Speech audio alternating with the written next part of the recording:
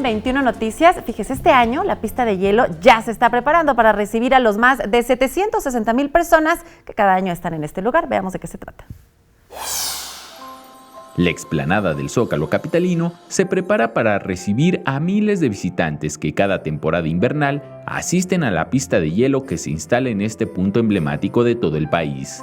Decenas de trabajadores se encuentran instalando lo que será para este año la atracción más recurrente en la capital del país.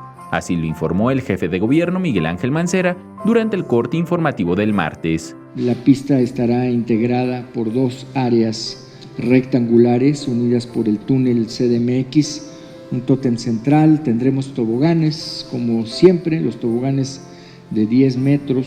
Se estima la afluencia de 762,000 personas y se iniciarán operaciones el próximo 5 de diciembre. Además, se dispondrán 2,350 pares de patines para todas las edades, 350 con doble cuchilla para los más pequeños, 1,500 cascos, 550 focas y 120 donas. Y como el año pasado, repite la atención especial para personas con discapacidad. Con el objetivo de agilizar el acceso, habrá 24 registros electrónicos ubicados en las calles Empedradillo, Pino Suárez y en el Templo Mayor, con una pantalla que mostrará horarios y tallas de patines disponibles.